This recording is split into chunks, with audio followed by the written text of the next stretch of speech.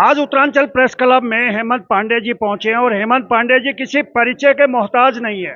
दरअसल पिछले काफी लंबे दशक से वो मुंबई में काम कर रहे हैं, लेकिन उनका उत्तराखंड को लेके जो प्यार है, जो लगाव है, उसी से रिलेटेड आज पांडे जी हम बातचीत करेंगे।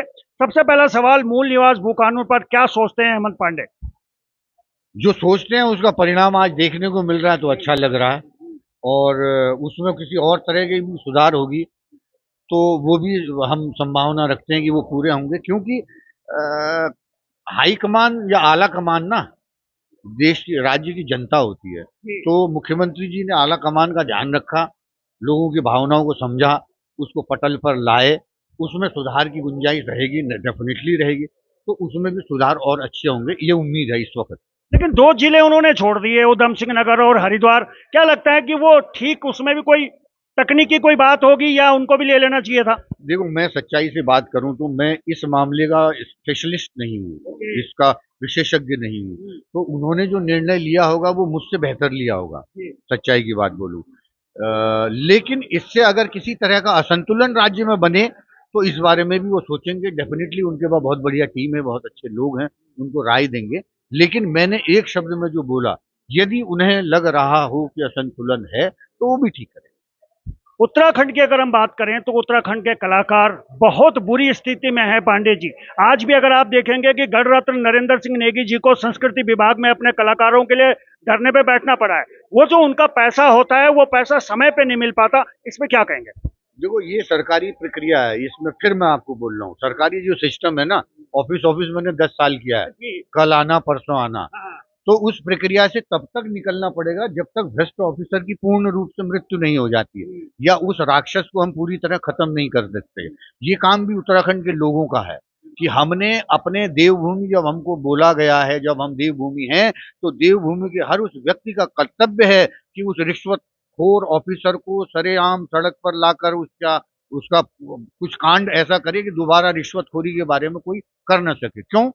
एक तरफ उत्तराखंड में 10-15 हजार की नौकरी करने के लिए लोग पागल है, उनको वो नहीं मिल रही है, और एक तरफ आपको लाखों रुपया मिल रहा है। तो उस अधिकारी या उस ऑफिसर को भी समझना चाहिए कि रिश्वत की मुझे आवश्यकता नहीं है, सरकार मुझे ऑलरेडी दे रही है। मैं जितना योगदान हो सकता है सरकार के लिए करूं। हेमंत पांडे का क्या कोई सपना है उत्तराखंड के लिए? कोई सपना संजोए रखते हैं? क्योंकि पीड़ा तो आपके अंदर भी है, तो लिहाजा कोई ना कोई मन की बात तो आपके भी होगी। मेरे मन की बात आएगी 10 8 10 साल के बाद। अच्छा। काम उसका चल रहा है, काम उसका तब तक तो उम्र भी बढ़ जाएगी ना आपकी। ना, हाँ। कुछ नहीं अभी बढ़ना। ये वो 10 साल लगातार प्रक्रिया के हैं, वो अच्छा। लगातार उसमें काम करने के हैं।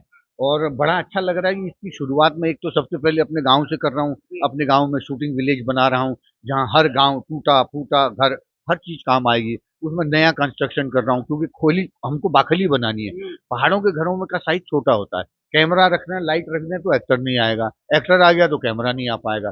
थोड़ा बाखली टाइप कंस्ट्रक्शन हम चाह रहे हैं कि वो भी करेंगे सरकार के सहयोग से।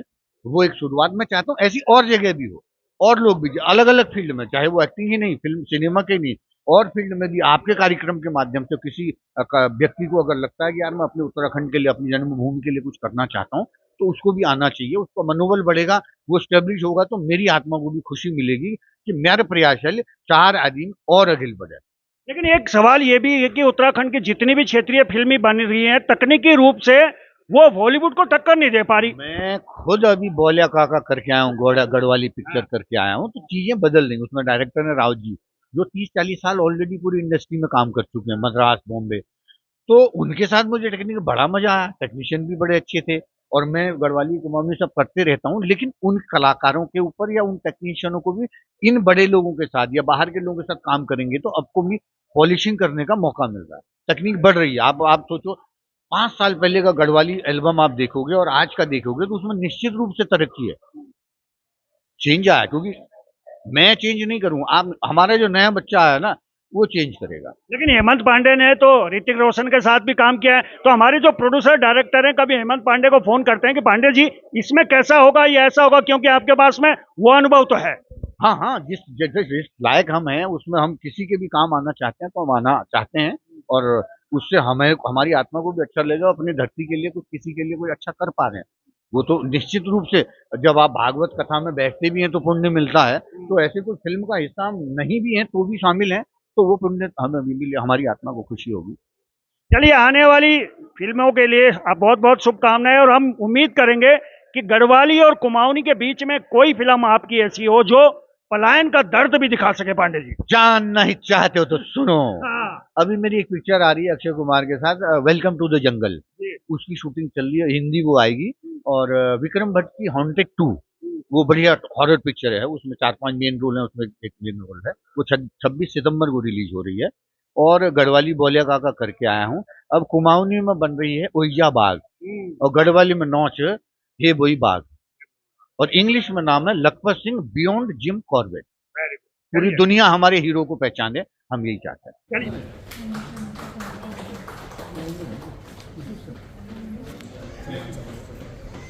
मैं प्रेस क्लब अध्यक्ष हेमंत पांडे जी हैं, जिनको आपने अक्सर फिल्मों में